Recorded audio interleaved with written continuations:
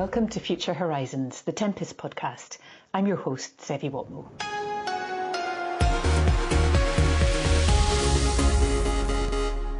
The core Tempest partners are working with world-leading capability within the traditional defence supply chain, but now they're also reaching beyond it to find new expertise in sectors that they've never collaborated with before. This transformative approach means that Tempest is capturing some of the best new innovation to emerge from the UK supply chain. Top defence sector companies, specialist SMEs, and the nation's brightest academic minds are all working together as part of the team. So what are these projects, and why are they breaking into totally new territory for UK industry? Here to answer that question are Dr. Daryl Jayaratnam, Managing Director of DM Analytics, Professor Simon Maskell, Professor Autonomous Systems in Electrical Engineering and Electronics at Liverpool University, and Craig Turnbull, Director of Electro Impact. So, in order to maintain the operational advantage and freedom of action, the UK needs to generate its own intellectual property, and that relies on our innovators. So do you think we have any Elon Musk of the future already? That question for you, Daryl. Well, I think absolutely we do, but it depends a little bit on how you define Elon Musk. So Elon Musk was one of the entrepreneurs behind PayPal, and he made an awful lot of money. But then he decided to take that and invest it in much more innovative ventures than many of his contemporaries. When I started my first company, DM Consulting, I worked with a lot of people in the hedge fund industry in this country, and I met a lot of people of a very similar sort of level of wealth.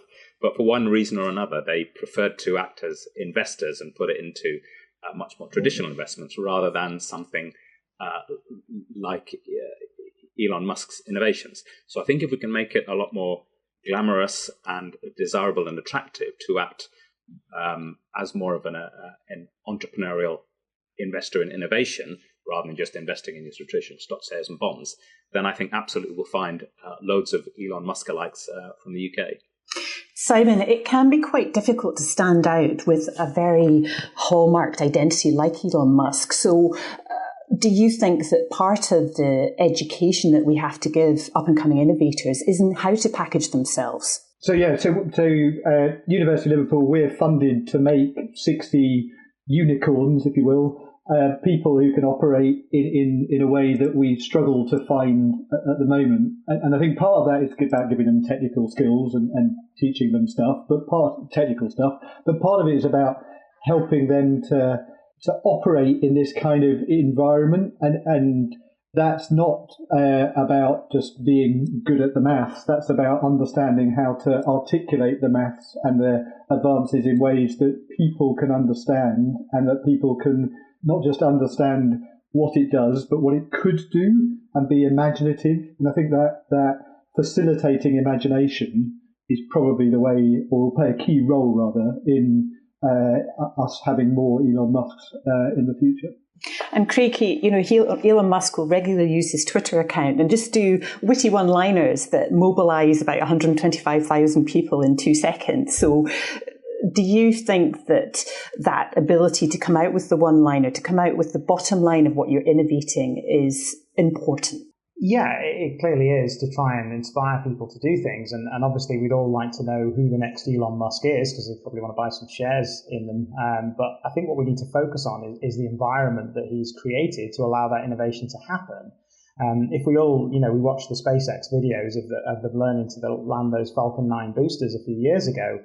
Nobody laughed at them for crashing a rocket in the middle of the sea. I mean, I for one was quite impressed that they even hit the barge. And that fail fast, fail well kind of mentality has given people a have a go attitude. And I think that's what we need to do. I think we've become quite afraid of doing this kind of development, and Elon Musk's made it look cool again. So we need to harness that, and we need a generation of people who aren't afraid to try things. I think that's really interesting what you say about creating a new environment, because nobody, in a sense, wants to be the very first innovator in any given sphere, because that involves the heightened risk, and they have to absorb all the risk and come up with all the ideas. So also, you've got to be creating a whole new area of fresh intellectual property. So can you describe how, in each of your respective organisations, you're forging ahead in that way? Staying with you, Craig, on that. Sure, yeah. And our organization, we've spent 30 years delivering equipment to the aerospace industry where risk is not something we like. You know, we like things to be safe. We don't want to travel all the way across the Atlantic Ocean on a lot of risk. So it's difficult for us to make that change. But what we've tried to do is think about how we can generate new intellectual property that works for smaller companies.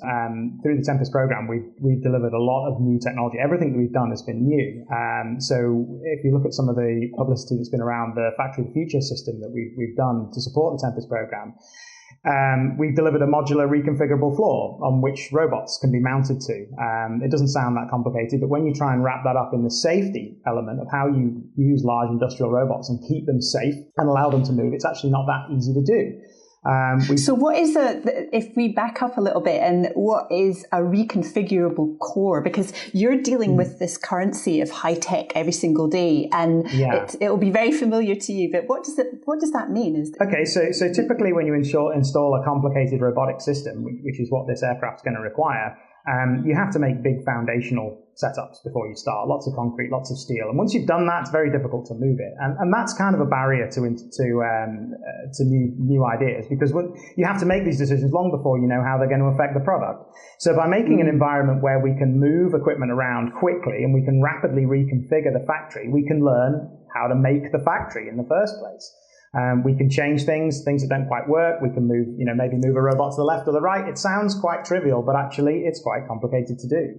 And that's sort of true of the mobile work we're doing as well. So not only fixed assets, but how we do robotics, automation, and cobotics moving around the floor on wheels. It seems fairly trivial, but when you start looking at these ideas and think, okay, how is this going to look in the factory of the future? How are we going to keep people safe? How are we going to have people working around the systems? That's where a lot of our innovation is coming from right now. Darryl, there's a lot of buzz around Factory of the Future right now, and on co-robotics in particular. Are these areas that you're forging ahead in right now? In some areas, particularly with the cobiotics. So I think just one of the things I want to touch on is that it's become much easier to look at these novel areas and become involved as an SME. When I started my career 30 years ago at a government research establishment, there was very much a not invented here sort of attitude, and also this is all very risky, so you have to do it as part of a big organization. The acceptance that actually good innovation and the agility that comes with SMEs is much more acceptable to big firms. And then that allows us to sort of play in this area. And then an eco-structure has been built around that to sort of build some levels of competition so that when we have a good idea, we can very quickly get feedback on what's actually a good exploitable idea for a big organization and what's just a gimmick. And that then has led us into a number of areas, and almost all the AI work that we do, we like to characterize as the other AI, i.e. augmented intelligence, making people able to act better, think better, do things better. So the three areas that we found really works or gets a lot of people interested that we work in is, firstly, developing AI for a sparse data environment. So whereas many people apply it to big data environment, in a lot of areas, not just defense, but in other areas, actually you have sparse data, you have denied data, you've got poor quality data, or the data is qualitative.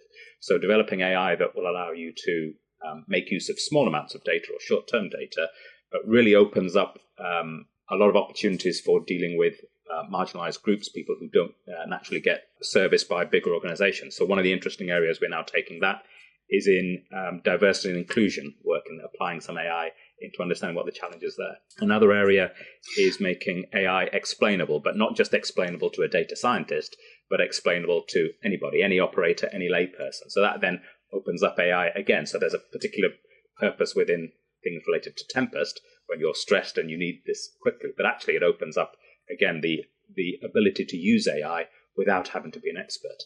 And then the final one, which personally I'm most excited about, but might seem a bit more niche, is counter AI. So there is an awful lot of concern about the use of AI in a number of areas that might harm. But actually, we've started working with a number of organizations, not just within defense, but others, to actually use AI to counter the use of AI by nefarious organizations. So cyber protection, countering swarming drones and other things. So there's lots of really interesting areas. But what really helps is the fact that we now have a marketplace for the basic innovative ideas which people will pay for and they'll protect and they'll respect, and not just the getting it all the way into a piece of equipment. And the bigger firms, particularly over the last 10 years, have become very much more open to allowing that to happen and then giving smaller firms that feedback and guidance and support to pick a winner rather than just a gimmick. And in that marketplace of ideas, Simon, I'm guessing that the academic environment is every bit as competitive as the open market, because you have to prove pretty early on, using your data, that this is a compelling idea. Yeah, so yes, it's a simple answer, but I think that's perhaps as you highlight, that's no different to operating in a commercial setting. You've got to differentiate yourself, just as a commodity product is of no particular, you can buy and sell commodity products, but it's not a great business model, at least for large numbers of organisations. And similarly, commodity research doesn't really get you very far. So I mean, I'm trained as an engineer, so I kind of try to see the world as a set of problems to solve, and to anticipate the problems of tomorrow and the solutions that will actually generalize to tomorrow. So to pick a specific, the compute that people are using to apply deep learning, so a particular kind of artificial intelligence, is doubling every 4 months. So in the timelines of Tempest, that means that it's going to be an awful lot bigger at the end than it was at the start. But there's a real danger that we then have algorithms and data science techniques that can't capitalize on that computational resource. So if you imagine you're standing at the train station and the train is leaving at a rate that doubles every 4 months, you really want to be on the train. And scientific discovery is the forward driver of innovation. And perhaps one of the reasons that NASA has got such a strong place in the public imagination is all of the spillover innovation that emerged from the space program, that was reapplied into other sectors. So can you give a snapshot of what some of the exciting spillover innovations are that either exist right now or that you predict will be existing soon? Craig, starting with you. Yeah, sure. I mean, obviously, it's still early days for the work that we're doing on Tempest, and it's difficult for us to get that message out into the world. But certainly some of the stuff we're doing with cobotics is very interesting, and that is going to provide a platform for everything else that we're going to do at Electroimpact, because being able to make a robot work around a human being is quite difficult. Now, the manufacturers, the KUKAs of the world have made a big step forward in supplying these platforms that we can build things on top of, but there's still an element of work in how we get that to, get the end effector to work, how we task it, how we program it. So that is work that we've done from the Tempest, which will form a foundation of other work we're going to do. And personally, I found some of the work we're doing around agnostic end effectors, which I'll just break the jargon down a little bit for you. When you see a robot, the typical environment is a car assembly line, right? And it's welding something, and the arm reaches in and welds something. But how do we? That's relatively simple compared to what we're doing with Tempest. That's picking up, if you're always picking up a welding torch, then there are similarities. But how do we move from that to an agnostic environment where we could pick up any tool, where we could apply an adhesive, where we could drill a hole or cut something? That actually becomes quite difficult. And the analogy that we use is if you look at computing and how that's come on a journey since my first computer was an Acorn Electron, and if you turn that over, there'd be a whole array of plugs on the back of it, all different shapes and sizes. And then you look at where we are now with a modern laptop, and we've got maybe 2 or 3 interfaces. We've got USB, HDMI, and then Ethernet, maybe 3 of them. And that needs to now happen in an industrial sense to enable how we're going to do things on Tempest, because that will create an environment where we can have lots of people working in the same cell, lots of suppliers supplying different pieces of equipment that all plays together. And there is a belief that exists in industry. It does to some extent. There are some standards, like if you look at Ethercat and Profinet, they're standard ways of communicating with things, but another step needs to be taken. I think that's the thing that really interests us about this job is how do we create the USB of robots? Absolutely. And taking that next step, Darryl, what are the kinds of innovations that you think have got enormous potential for the future? Well, as I said, I think the real potential comes when a wider range of the population can see the benefit for them. So if I may look far ahead and pose a vision to you, I see the way AI is going, and machine learning and many of these techniques, to be sort of the parallel to what an education was 200 years ago. Previously, it was only the wealthy who could afford to get their kids educated, and everyone else just managing the school of life. And then just over 100 or so years ago, a universal education was the means by which we lifted so many people out of poverty, drove so much innovation. And I see AI is moving along that path, that currently you need to be a big organization to invest a lot, and therefore you have to be effectively some kind of wealthy entity to benefit. Over time, as we develop many of these things, so some of the cobotics ideas that Craig has mentioned, the idea of augmented intelligence that we use and that lots of other people use as well, that is where the future will be, getting AI to the point where actually you could almost be issued with the AI when you first go to school. It then lives with you and makes you the sort of best individual you can be, and then that's constantly upgraded as you go through life. I think that's the ultimate vision, and increasing now people are seeing that. It's not that AI is there to replace the human decision maker, that the AI is there to do the bits that actually don't need to be done by the human decision maker, and then leaving the human decision maker to deal with the things that actually they must be responsible for and accountable for, or that they are best at dealing with. And increasingly now we're seeing that go from niche areas such as defense into other areas such as human development, diversity, dealing with people with special needs. So that's where I think it's going. We're moving from a specialist need to almost replace some of the things people are weak at, to making people the sort of best version of themselves. Simon, Daryl's just shared a fascinating insight into some of the new areas of application of AI. You specialise in autonomous systems. Are there any other advances you're aware of that could be similarly exciting? So kind of building what Daryl and Craig actually were touching on. So this idea of modularity, in theory, means that you can combine all the different data that you could gain access to that might come from each of many different sources and provide the kind of holistic understanding that I think Daryl was kind of moving towards. And in theory, that should just work. And in practice, it really doesn't. And so I think for me, the interesting technical challenge, and something that I'd be really keen to pursue over the coming years, is why not? What's actually going on inside the computer that means that it can't just plug these things together? And there are hints. So a much more simple version of the problem happens, e.g. in the context of Tempest, when you're trying to combine data from different sources. And historically, people have found that when you do so, you theorize you should get benefits that then don't materialize in practice. And so we've actually taken techniques that we've developed in the context of an oil exploration project and been able to, so not related to Tempest, I should point out, and been able to plug those into data sets reminiscent of those pertinent to Tempest, and being able to show that we should get the benefit that people hypothesize should be achievable. But that's by cross-fertilizing ideas. So this kind of modularity means you can plug things in different places. And then once you can plug it into something that looks like Tempest, you can apply the same idea to something, going again back to something that Daryl was saying, which is kind of more in the public eye, where you might, for example, look for small signals that indicate that there's a side effect from a COVID vaccine that has as yet been undetected. And it's exactly the same maths. So the same maths in oil exploration as in COVID vaccine side effect detection, as in combining data from different sources to Tempest. If we can crack the maths, then we can figure out how to open some of these doors. And as Daryl and Craig have highlighted, that will open up other avenues that we just currently probably can't imagine.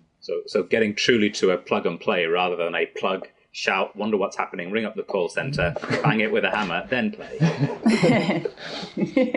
And, you know, when you're talking about all of these different experiments and cross-fertilization of ideas, the common denominator is the human being who is trialing tech and who's evaluating technology as well. And when human beings are dealing with each other, that involves human relationships inevitably. And at the core of that, I suppose trust plays a role, because if you're sharing a breakthrough that could be lucrative, you don't want to miss the opportunity, but you also don't want it to be taken from you either. So how does technology like digitization and new ways of working play a role in protecting your intellectual property, Darryl? It is key. It makes it so much easier where you have various digital safeguards to your innovation to be able to talk to people. It doesn't replace the need for trust, and that is again something that has massively changed over the last decade. That there is much more of an acceptance that actually big firms want to work with small firms. It's not that big firms want to poach from small firms or buy over small firms. It's good to have lots of small firms in the portfolio. So it's now become much more easy to enter into NDAs, enter into JVs, and even just the basic thing of getting these things signed electronically. It might sound really paltry, but just doing that is an advance. And then being able to use various digital techniques to protect your innovation, having some kind of modularity, accepting that it's never quite plug and play, but being able to give a proof of concept properly Dockerized, protected to a potential partner, even if they haven't paid you for it yet, so that they can test it out and try it and know that it's not going to be easily copied in a technical sense is vital. But then, as I said, on top of that, you know that they're not even going to try, that they could, if they wanted to, because they're much bigger, they could, having got the idea from you, now replicate it. But actually they bought into the fact that, well, why should we? Simon, do you think that the kind of process Darryl has described is robust and can protect inventors? Or do you think that there is still a certain edginess when they're opening ideas up to the market for the first time?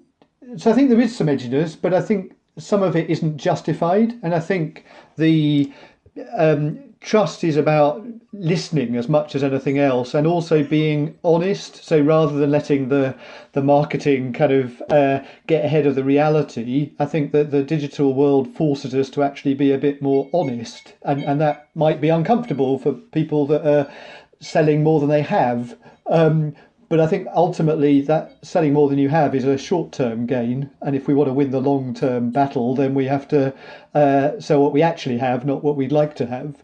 But I think also there's a kind of corollary, I think, which is that I think that the kind of reality that we live in at the moment highlights that sort of back-to-back Teams calls are quite clinical and make it really hard to pick up on the sort of non-verbal signs that actually tell you when you're in a room how somebody feels. And that's really important if you want to have an effective team and effective communication between teams. Going back to something we were talking about earlier, I suspect that many more eureka moments happen at the whiteboard next to the coffee machine than on the scheduled Zoom call. And I think there's a real danger that the reality of today forgets that, and we starve the eureka moments because we don't have enough physical interaction. So I think that shared physical space shouldn't be sacrificed just because we have the ability to communicate effectively in a digital world. Craig, if you take yourself back to when you first started out in industry, what would you say to your younger self if you could share some of the lessons you've learned since? What would I say to my former self? Again, the environment's changed a little bit. This is about innovation. I started work on the A380 back in 2004. I worked on the production system there, and again, that's a very risk-averse environment. You know, we don't want to make any mistakes on that aircraft.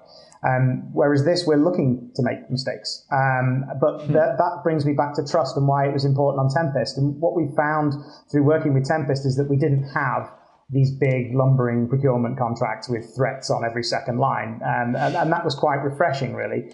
That trust did come from meeting people face to face. We were lucky enough to build up a relationship before the pandemic hit. So when you're talking to someone over Zoom that you've already met and you already have a relationship with them, it's a lot easier to continue that relationship. But I must admit that we probably did more development in 5 minutes in the factory a few weeks ago than we've done in weeks in the past.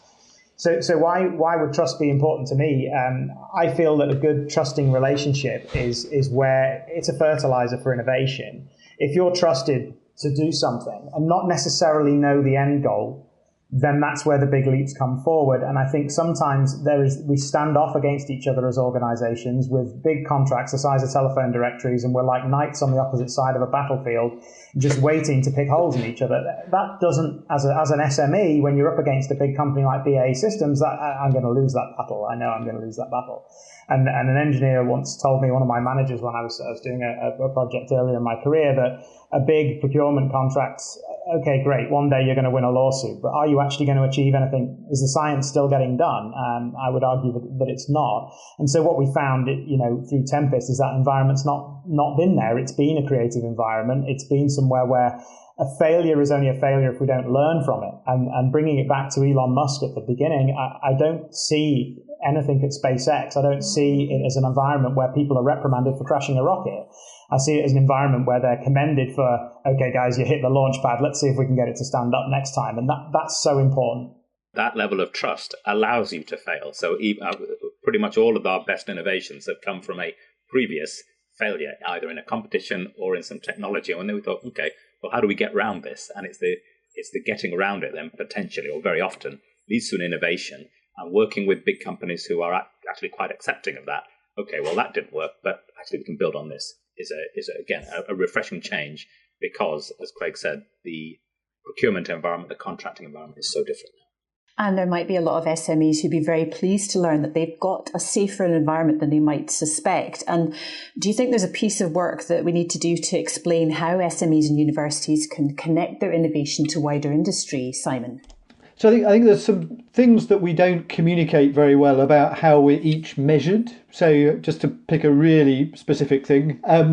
So universities in the UK are audited every 5 years or so, and they are measured in terms of how much the research they do is being used. And that then modulates the amount of funding the university gets. Now, having sat in industry funding academia, nobody told me that. So I assumed the only way that the academic would be able to benefit from my industrial self interacting with them was money, direct funds. I kind of saw that they were interested in writing papers and so on. But now I sit on this side of the fence, I can see that actually just the fact that the academic research leads to things being done differently in itself actually financially benefits the university. And I think once that's made clear, it suddenly dramatically removes the barrier in Craig's battlefield with whatever it was, phone book sized contracts, because actually we really don't want the contract at all. We just want a letter telling us that it was useful, and then we can bank that elsewhere. And I think that kind of transparency is only going to happen or become pertinent if everybody talks and explains what they actually want to achieve, rather than everybody making assumptions about what everybody else wants to achieve, which is typically done by assuming that the other person is operating in the same environment as you sit. And crucially, I think SMEs, universities and big companies sit in different places. So they have different takes on what's important and what matters. And I think if we can be clear about what those relative priorities are, then we can get win-win-win situations, rather than being glad that the book of a contract has just doubled in size or some other crazy metric. Craig, how does the clarity that Simon has described offer a real lifeline to SMEs for innovation of the future? Well, for innovation for us, I mean, we're still, much as we love doing it, we have to pay our staff, and so there has to be a stream of money there to do that. Even if we're not looking to make money out of something, we just want to do it because it's the right thing to do. We've still got to cover our costs. And what's very difficult about the work that we do is that we're responsible for some of the most amazing equipment in the aerospace industry that's been produced for the last 20 years, but we can't talk about it. Almost always it's behind closed doors with a big sheet over it with a sign saying stay out. So for an SME, it's actually very difficult to communicate our capability. How do we sell ourselves? How do I go to BAE and say, look, I can do this? And they say, can you show me an example? No, can't show you an example. So how do we do that without breaking an NDA? It's quite difficult. And when things like Tempest come along with a new media focus where our work is being showcased, then that is an absolute win-win for an SME, because it's a way where that information, that capability is released to the world in a way that's, we understand there's commercial restrictions. BAE don't want to give away everything, and neither do the other Tempest partners. But for us, it's absolute gold to have one of our robots on YouTube and say, look, this is what we can do, and then have the freedom to say, yes, this is what we could do. Think of what we could do for you. So that's been absolutely brilliant in getting the message out. And the visual element that Craig's just described, Daryl, is important because it's a shorthand for people gaining a quick understanding of innovation, isn't it? Yeah, it's absolutely vital. It's one thing to be able to have your 30-second pitch, but very quickly that gets into the specifics of your particular algorithm or application. And so being able to take people around and show them. And I was going to say that I think the phraseology that Simon uses, communicating, is a key. It's not so much explaining. We know how to explain it when we get people in front of us and other SMEs or other academics or even big firms. It's easy to explain if we get the opportunity to communicate and if we get the opportunity to show people.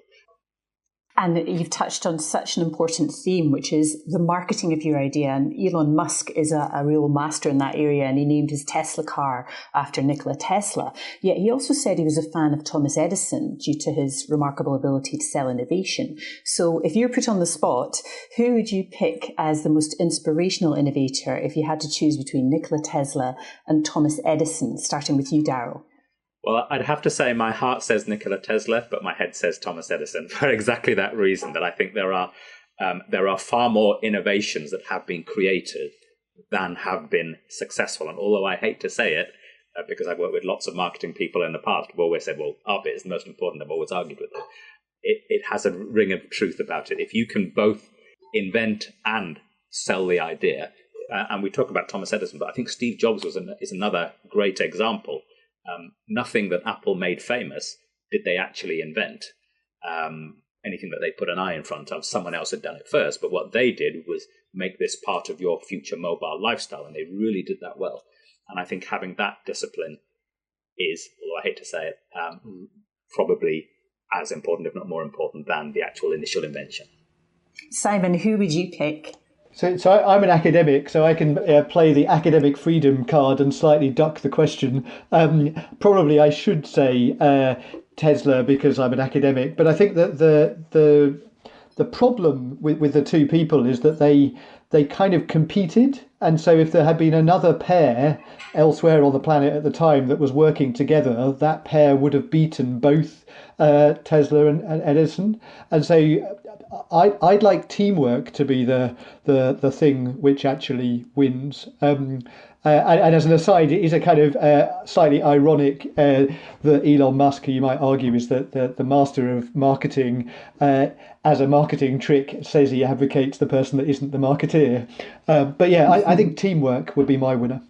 Craig, who would you choose? Who do you think is truest to the true innovator between these two icons? So you have to remember I'm the engineer that's still in nerd phase. I'd have to go with Nikola Tesla. But what reminded me about that particular the teamwork comment was why they fell out in the first place, which was about the delivery of AC and DC power. And at the time, there was it was quite a heated debate, argument that turned into PR stunts trying to prove whether AC or DC would be the best system. But fundamentally, DC had a flaw. It had a critical flaw in that it couldn't be transferred over long distances, and that's why we have AC power now.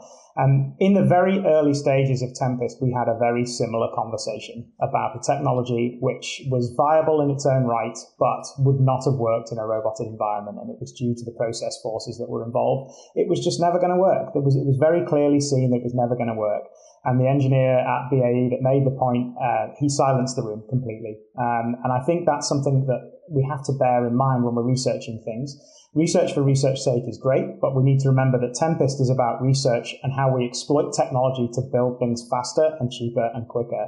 And for me, that was Nikola Tesla. He made that argument early on and could see this is going to work. This is where we need to put our effort. So I'm afraid that's who I'm going to go for on that one. The nerd in me has made that decision. Daryl, Simon and Craig, thank you for your fascinating insights today. No, thank you. It's been really enjoyable. Thanks a lot.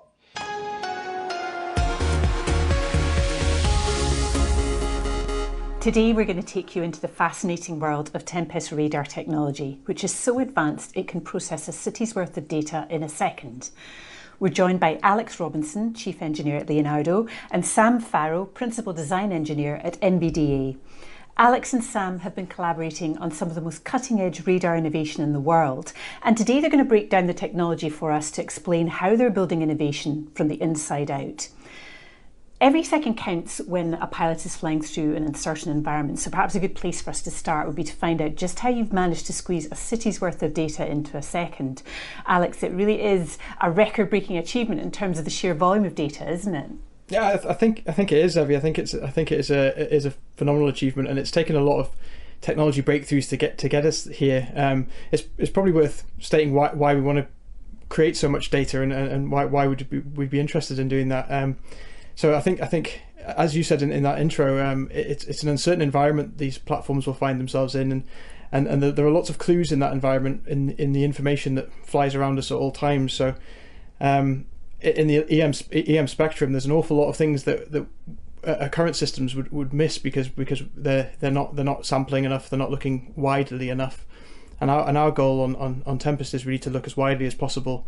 Sample as much data as possible, and then of course make sense of it and give it to the pilot in a way that they can interpret.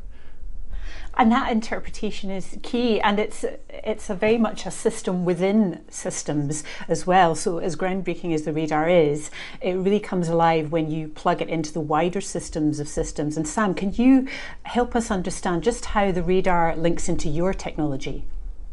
Yeah, absolutely. So in previous generations, Alex and I, or Leonardo and NBDA, we would have lived at opposite ends of the targeting and effects delivery chain. Platforms and weapons, they were entirely separate programs, entirely separate entities, with quite a significant demarcation between the development. Tempest is an unusual program, or unprecedented for a number of reasons, but I think perhaps the most fundamental aspect from my perspective is that it's being examined and developed as a system, not just as a platform.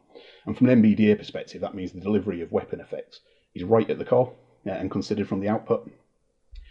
So one of the things that system focus enables is that consideration of that targeting and effects delivery chain that I mentioned holistically, involving Leonardo and NBDA and indeed our partners within BAE. And it's an area we've been collaborating quite significantly on and across a range of topics. So that's right from the physical level. So how does sensor selection, platform performance, design, how is that influenced by weapons employment, and how do we optimize for the maximum system level effects? But I think perhaps most interestingly, it's down at that information level. So all that information that Alex talked about, in this information-rich environment, how can we exploit that? This new generation of collaborative and networked weapons, it's no longer a case of just having track information available to us, for example, the sensor suite on the aircraft and the radar in particular. It'll capture a range of data about targets, the environment, some of the other sensors about the state of the platform. We're looking to really exploit that to optimize the planning and delivery of effects. And I think finally as well, this new generation of sensors, they really support and enable consideration of a range of effector types and new capabilities that we've never considered in the air before. So things like the self-protect missiles, for example, that was shown at RIAT a couple of years ago, used to shoot down incoming threats. Things like laser directed energy weapons, other areas where we're collaborating heavily with Leonardo.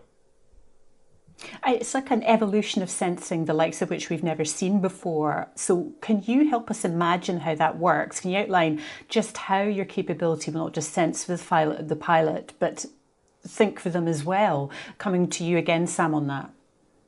Yeah, absolutely. So it's a huge challenge, really. I mean, we've got a massive information there captured by the radar and the other sensors in the combat air system. So it's a huge opportunity. It's a huge bank of data on which we can draw, but turning that into operational advantage without overwhelming the operators, it's a real engineering challenge. So certainly from an NBDA perspective, within NBDA, and again collaborating with Leo and BAE, we're developing technology that enables us to take in all the relevant data, a subset of this city's worth of data that Alex described, analyse it, assess its robustness, its utility, use it to generate options, and these could be tactics, weapon selections, modes for key subsystems in the weapons like fuses, seekers, and so on, and then use that to provide options and tactical advice to the operators, to the pilots. It enables them to optimise their delivery of the weapon effects. It's all about using that information advantage that has been delivered through the radar and the sensors, taking a great effector and using it in its most efficient and effective way possible, drawing on things like machine learning and advanced processing, a lot of the advancements of the recent years.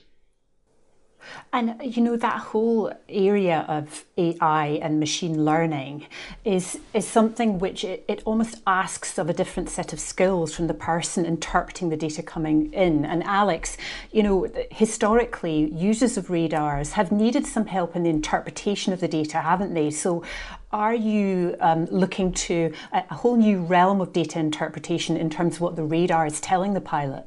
Absolutely. I think if you go back to what we were saying, Sam was saying just before, in terms of the system of systems approach, that's not just the Tempest platform. The system of systems will be any allied system within the theatre at the time will be contributing to this overall picture for situational awareness. So behind the scenes, an awful lot is being done to stitch together inputs from a number of different places in order to form a consistent and situational awareness picture that the pilot can be confident of. So in order to do that, we're going to have to make sure that data is interpreted in a way that we've never done it before.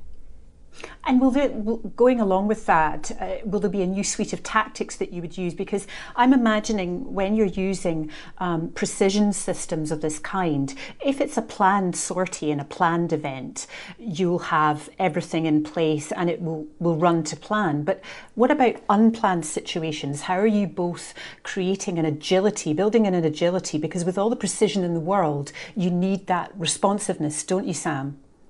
Yeah, absolutely. So there's the old adage of no plan survives contact with the enemy. But I think on top of that, we've got the fact that things will evolve over life as well. So it's all about building a system which is able to adapt. It's extensible. It's configurable in order to not just accommodate those things that we know will change, but also those things that we don't know about today, the unknown unknowns, as Rumsfeld would say.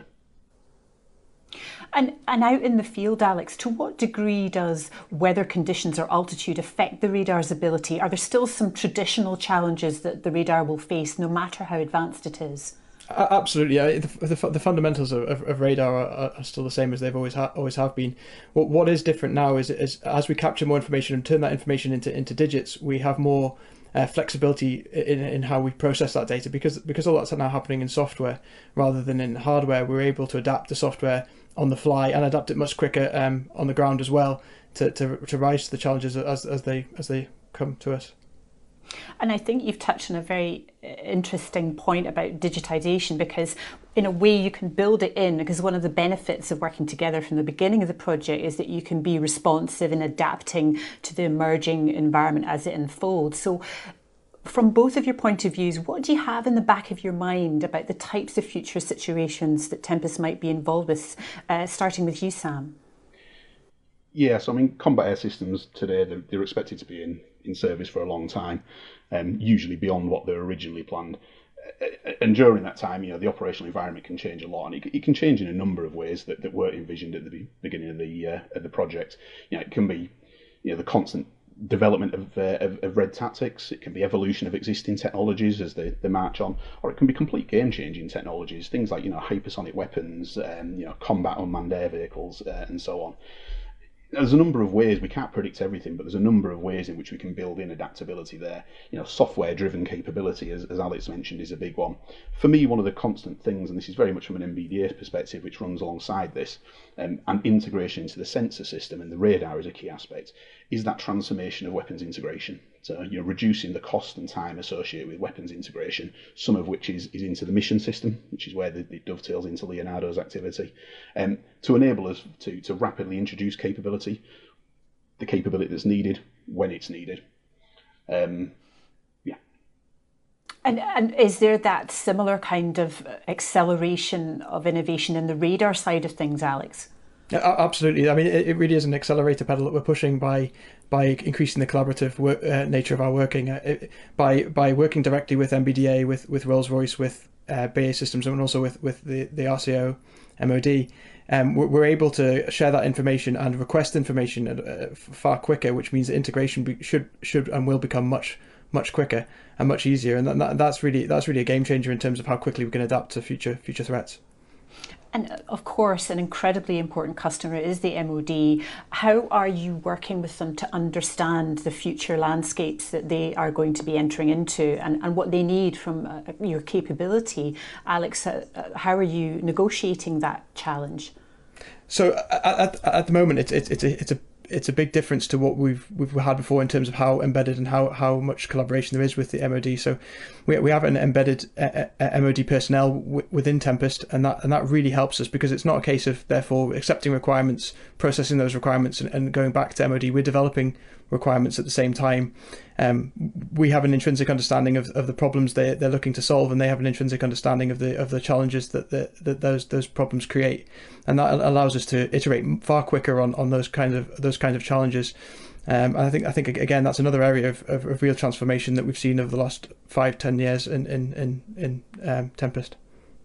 And Sam, it's not just the innovation of the technology; it's the innovation of the processes that sit behind it, isn't it? Yeah, absolutely. So it's the processes and it's the enablers that we have now in Tempest.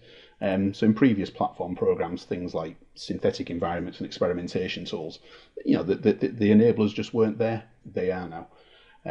So we quite regularly through Tempest rapidly generate models of platforms, of sensors, of effectors, and you get them in the hands of the user within a matter of weeks. And seeing them operate and being in the room when they're using them through operator in the loop combat flight simulators, it's a complete game changer from an industry perspective. We can quickly ascertain what does good look like, what do they like, what don't they like, what do they wish that some of these capabilities can do, and from that you can far more iteratively, as Alex says, and far more rapidly neck down on what the actual capability need is, even if it's very difficult to express that in a traditional requirements fashion. And that is where you're almost touching against the glass ceiling of innovation, because in a sense you have to help the customer imagine what this highly intuitive technology is going to feel like. And science fiction movies often predict what the user experience will be like, and in those films technology just seems so effortless, and what can make it look so impressive is that the protagonist uses it so casually. So I'm thinking of films like Iron Man and Tron and Blade Runner, and that whole element of the human interface with the machine is at the very core of Tempest innovation as well. So can you describe how you're shaping the technology to fit the pilot's senses, and is it your hope that in the future they will use it with a similar sense of ease? Sam, going to you on that. So absolutely, in terms of the aspiration and the intention that they can use it with a similar sense of ease. I think from my perspective, you kind of hit the nail on the head with Iron Man. This is an area that we're collaborating heavily with BAE in particular, and Leonardo in terms of virtual and augmented reality. And I've really liked the idea in Iron Man that the user interface, and particularly that AI Jarvis, once you get rid of all sort of the sci-fi elements, the random waveforms and the data analytics that appear, there's some really, really good principles there. It's reactive. In the films, Jarvis constantly monitors the battle space and warns Tony Stark of threats. We would absolutely look through the interface for Tempest to be able to preempt those information needs of the operator and feed them the most relevant data at the right time. It's absolutely key to making sure we can gain mission success in this information-rich environment. It's adaptive. And again, for Tempest, the user interface, it's going to need to be adapted for a number of reasons. Whether it's pilot preferences, whether it's different phases of a mission, whether it's new missions, new capabilities, all the way through the life. And that's where things like augmented reality and virtual reality really have benefits over the traditional hardware-based interfaces. And finally, whilst it sounds fluffy, it's helpful. In the films, Jarvis, he recommends courses of actions at key points. And again, in Tempest, as we touched on earlier, we'd look to provide the operators with clear tactical advice and options, to drill down through that huge amount of information and potential cognitive burden, and therefore make the right decision in a timely manner and maximise the overall effectiveness. And Alex, I'm imagining it's particularly useful to recommend courses of action when you're dealing with radar, isn't it? Yes, it is. So it's that challenge of interpreting the data for the pilot in a useful way. In terms of a science fiction analogy, I always think of the one that jumped to my mind was actually Luke Skywalker diving down into the trench on the Death Star, and all of the lasers firing, all of the information that was flying around Luke Skywalker at that time, and he was told to trust the Force and shut his eyes. Now, I think it's an Arthur C. Clarke quote, which is, any sufficiently advanced technology is indistinguishable from magic. So although our pilots won't have the Force, they might have a sensor system that's giving them situational awareness that allows them to focus on the things that matter at that time, and make timely decisions without all of that clutter requiring them to act at all times. So I think that was a reasonably interesting way of looking at it. I think you've hit on a really interesting point, Alex, because there is inevitably something quite magical about technology when you're exploring new areas. And staying with you, what would be the most ambitious area of technological breakthrough that you'd love to be part of in the future? At the moment, I think what I see going forward is in terms of that situational awareness picture, and in terms of the thinking that we will do on behalf of the pilot, when we move, because we will have so much information and looking at technology trends and the likes of AI and machine learning, we will get to a point where the information it can be processed and thought through by algorithms we can't even design yet. And once we're getting to that point, we'll be able to provide the pilot with instinctive information based upon very small changes in the environment around him or her. So I think over the next 20 years, we'll see a real transformation in terms of the algorithmic development of our processing. It's going to become a lot more subtle and a lot more intuitive in a way that we haven't seen before, isn't it? Yeah, that's right. Yeah. And then, from your point of view, Sam, how do you see that playing out as something you'd love to be involved with in the future in terms of new areas of technological breakthroughs? So perhaps, encouragingly enough, and having thought about this, it is actually the same as Alex. That fully integrated mission system, exploiting AI and machine learning to recommend tactical decisions which a human may never come up with. It sees things that we don't. It is almost like that magic that you talked about before. And I think if we can get that balancing off the needs of the platform, the sensor suite, the weapons, and overall optimization piece, I think that'd be fantastic. That'd be a game changer. Brilliant. Alex and Sam, thank you very much for giving us an insight into some of the exciting innovation you're dealing with right now. Thank you. Thank you very much. Join us again for the next episode of Future Horizons, the Tempest Podcast.